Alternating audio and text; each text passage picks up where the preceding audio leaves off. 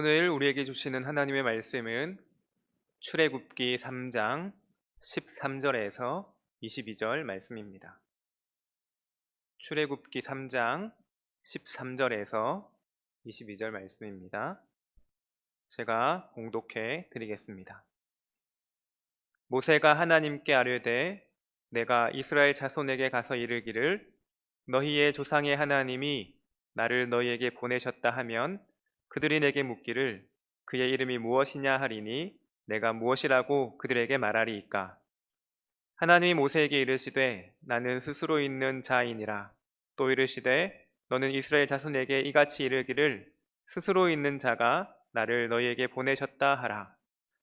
하나님이 또 모세에게 이르시되 너는 이스라엘 자손에게 이같이 이르기를 너희 조상의 하나님 여호와 곧 아브라함의 하나님 이삭의 하나님 야곱의 하나님께서 나를 너희에게 보내셨다 하라. 이는 나의 영원한 이름이요 대대로 기억할 나의 칭호니라. 너는 가서 이스라엘의 장로들을 모으고 그들에게 이르기를 여호와 너희 조상의 하나님 곧 아브라함과 이삭과 야곱의 하나님이 내게 나타나 이르시되 내가 너희를 돌보아 너희가 애굽에서 당한 일을 확실히 보았노라.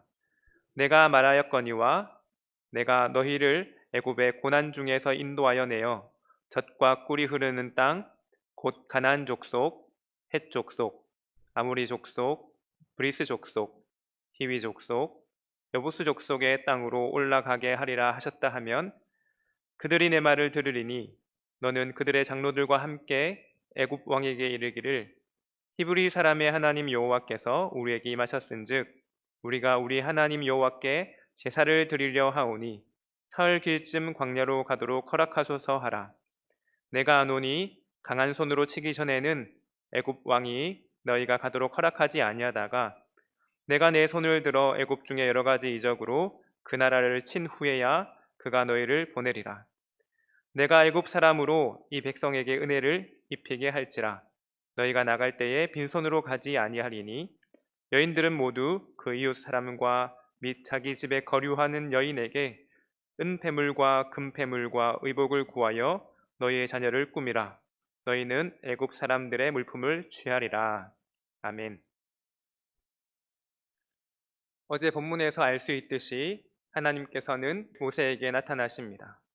그런데 중요한 것은 하나님께서 모세의 이름을 아시고 부르신다는 것입니다. 하나님께서 모세의 이름을 아신다는 것은 이미 그에 대해서 잘 알고 있으며 인격적이며 또 개인적인 관계를 원하신다는 것입니다. 그런데 또 하나 중요한 것은 신을 벗으라는 요구를 하신다는 것입니다. 신을 벗는다는 것은 노예를 의미합니다. 지금까지는 자신의 의지대로 살았지만 앞으로는 하나님의 말씀대로 그렇게 하나님의 종으로 살 것을 요구하시는 것입니다. 그리고 그에게 사명을 허락하시죠. 오늘 본문을 보면 모세는 하나님께 이스라엘 백성들에게 하나님을 어떻게 소개하면 좋겠습니까? 그렇게 질문을 합니다.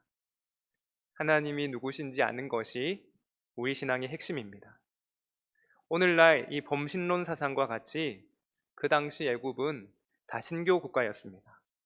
430년 동안 다신교에 빠져 살았던 이스라엘 백성들에게 하나님이 그저 또 하나의 다른 신이 아니라 자신들의 조상들이 믿었던 단 한 분 여호와 하나님임을 하나님께서는 모세에게 알게 하십니다. 그리고 이스라엘 장로들과 백성들에게 전하라 말씀하십니다. 그리고 또 하나님께서는 모세에게 이스라엘 장로들과 함께 애굽 왕에게 나아갈 것을 말씀하십니다. 이때에도 하나님께서는 모세에게 히브리 사람의 하나님 여호와라는 이름으로 하나님의 말씀을 애굽 왕에게 전하라고 말씀하십니다. 그리고 그 뒤에 있게 될 일들과 출애굽하게 될 때 애굽 사람들의 물품까지 취하게 될 것을 다 말씀해 주십니다. 오늘 말씀을 통하여서 우리가 기억해야 할 것은 모세와 같이 하나님께서 우리의 이름을 아시며 우리의 삶도 아시고 모세와 같이 친밀하게 가깝게 그렇게 지내길 원하신다라는 것입니다. 그리고 또 하나 모세와 같이 우리도 세상 가운데 우리의 뜻으로 살아가기를 원하지 않으시며 하나님의 말씀으로 하나님의 종과 같이 그렇게 살기를 원하신다라는 것입니다. 모세가 이 부르심에 여러 번 거절하는 것을 우리가 알 수 있습니다. 우리 또한 이 땅에서 믿음으로 하나님의 사람으로 산다는 것이 참 쉽지 않음을 알고 있습니다. 하지만 오늘 본문을 보십시오. 우리가 기억해야 할 것은 단 하나, 하나님의 이름이라는 것입니다. 만들어진 신이 아닌 필요에 의해서 창조된 적이 없는 스스로 존재하시며 우리를 창조하시고 우주 만물을 다스리시는 하나님께서 우리를 부르시고 또 보내신다라는 것입니다. 이 귀한 일에 함께할 사람에게 그렇게 알려야 할 이름도 하나님 이름입니다.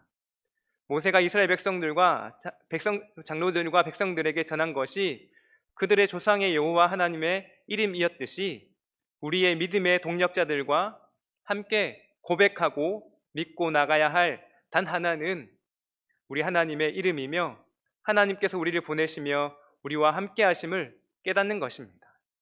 하나님께서는 모세에게 결코 애굽 왕을 설득시킬 수 있는 방법들이나 여러 가지 책략이나 그런 것들을 가르쳐 주시지 않으셨습니다. 그저 하나님의 이름만 가르쳐 주셨습니다. 그리고 모세가 애굽 왕에게 하나님의 이름과 하나님의 뜻을 전했듯이 우리도 우리의 대적들, 이렇게 표현하면 좀 그렇지만 다르게 표현하자면 믿지 않는 사람들에게 알려야 할 이름 또한 여호와 하나님, 세상을 창조하시고 다스리시는 하나님 이름이라는 것입니다. 우리가 하나님의 이름으로 함께 하나님의 뜻에 순종할 때에 하나님께서 하나님의 이름으로 인하여 세상 가운데 놀라운 일들을 행하실 줄 믿습니다. 마치 강한 손으로 치시고 애굽의 사람들의 물품을 취하게 됨 같이 이 땅에서 하나님의 놀라운 계획이 이루어질 줄 믿습니다. 코로나 시대에 많은 어려움과 고난이 있지만 이 고난의 시대에도 하나님의 뜻은 반드시 있는 줄 믿습니다. 그리고 그 뜻을 이루시기 위해서 하나님의 사람을 찾고 계시는 줄도 믿습니다.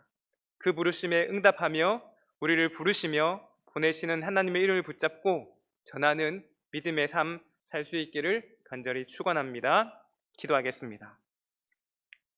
좋으신 하나님, 우리의 이름을 아시며 또 우리를 하나님의 나라의 귀한 일꾼으로 부르신 주님을 감사합니다.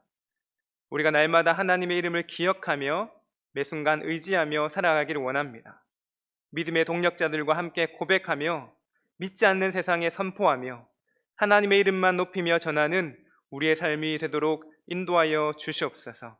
감사드리며 예수 그리스도의 이름으로 기도드리옵나이다. 아멘.